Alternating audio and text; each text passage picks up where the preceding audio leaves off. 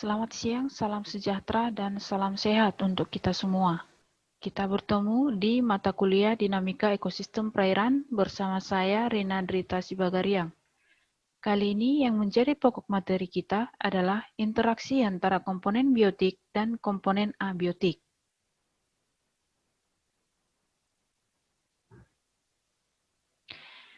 Ekosistem. Sebelumnya kalian sudah mengetahui apa yang dimaksud dengan ekosistem. Ekosistem adalah sistem ekologi atau hubungan timbal balik antara makhluk hidup dan lingkungannya. Ekosistem terbagi menjadi komponen hidup atau yang disebut dengan biotik dan komponen tak hidup atau abiotik. Nah, apa aja yang termaksud di dalam komponen biotik dan abiotik? Sesuai dengan definisinya, bahwa komponen biotik adalah komponen hidup yang terdiri dari makhluk hidup yang mencakup predasi, kompetisi, herbivori, dan simbiosis, di mana yang dimaksud dengan predasi adalah hubungan yang menguntungkan satu pihak, atau yang sering kita ketahui dengan hubungan antara mangsa dan pemangsa. Kompetisi adalah interaksi yang merugikan keduanya, dan herbivori adalah konsumsi tanaman oleh hewan herbivor. Sedangkan simbiosis, di sini simbiosis dibagi menjadi 3 bagian, yaitu simbiosis mutualisme, simbiosis parasitisme, dan simbiosis komensalisme. Kalian pasti sudah pernah mendengar ketiga simbiosis ini, di mana simbiosis mutualisme adalah simbiosis yang saling menguntungkan, simbiosis parasitisme yang merugikan satu pihak, dan simbiosis komensalisme adalah simbiosis yang menguntungkan satu pihak dan pihak lainnya tidak merasa dirugikan ataupun diuntungkan. Kemudian, komponen abiotik.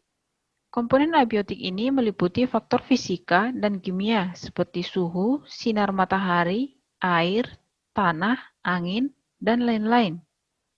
Di dalam ekosistem perairan, sangat diperlukan faktor fisika dan kimia yang terjaga agar habitat tetap terpelihara dan berkelanjutan.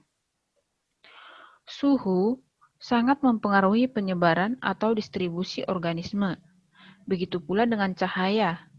Cahaya merupakan sumber energi bagi makhluk hidup, di mana udara, makhluk hidup memerlukan oksigen untuk bernafas dan mengeluarkan karbon dioksida.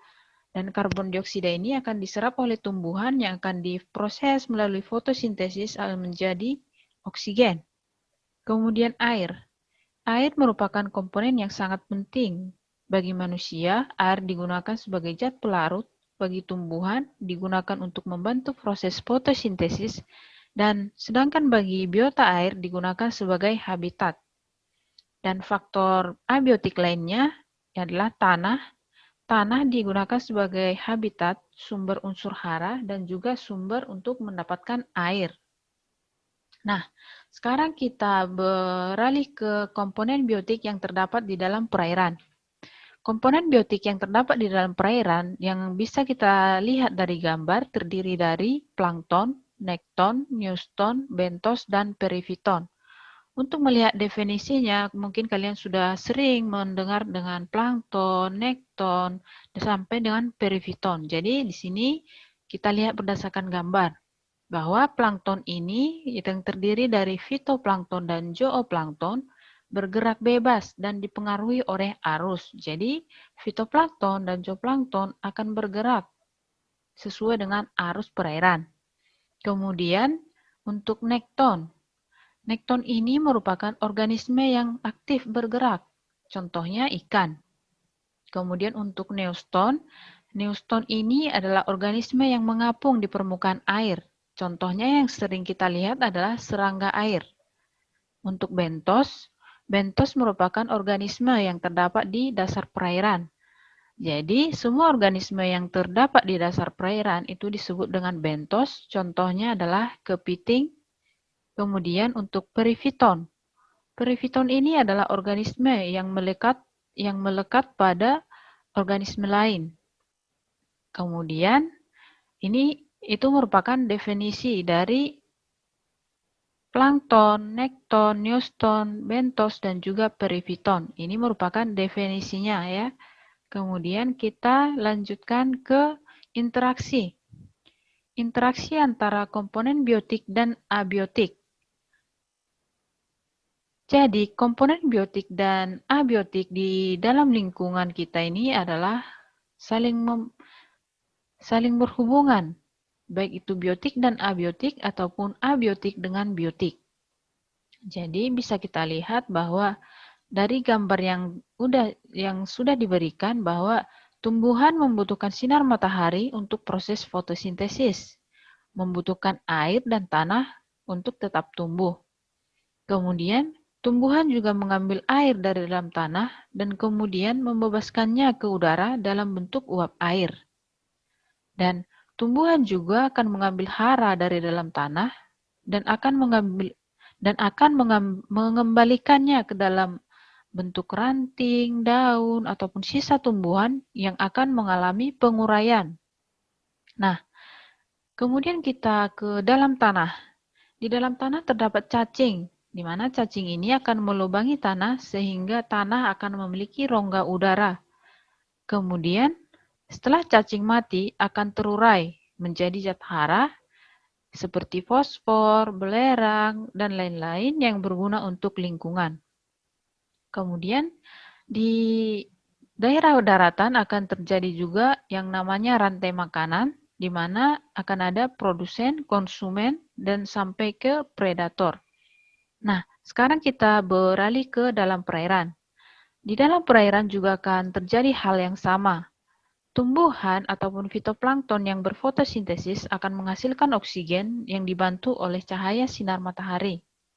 Dan daun-daunan akan diuraikan oleh dekomposer yang di dalam perairan. Kemudian di dalam air juga akan terjadi rantai makanan ataupun proses saling makan dan memakan antara konsumen pertama, kedua, sampai kepada predator. Dan kemudian di dalam perairan ini sangat dipengaruhi oleh lingkungan dan biota perairan sangat rentan dengan adanya perubahan lingkungan.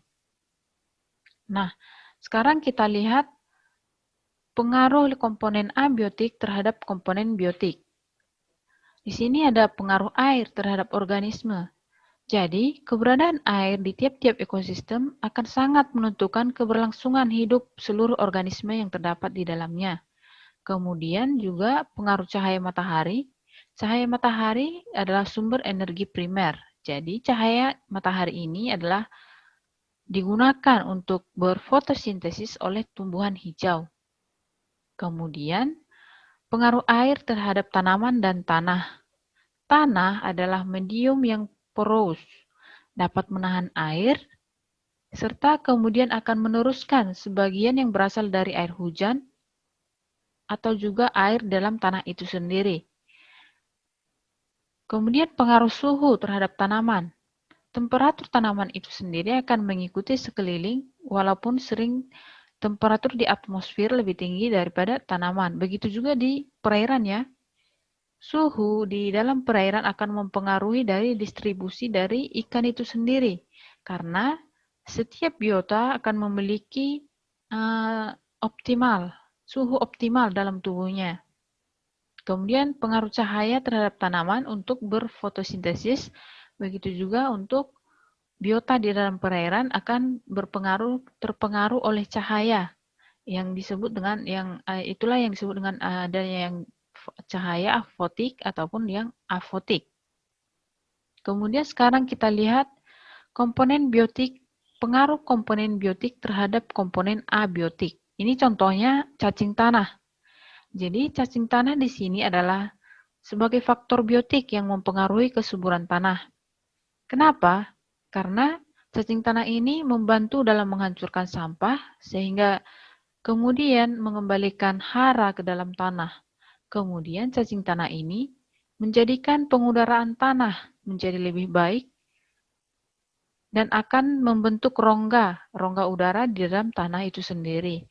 Kemudian yang paling sering kita dengar, cacing tanah ini menyuburkan serta menggemburkan tanah yang disebabkan oleh adanya pengudaraan atau pembongkaran sampah.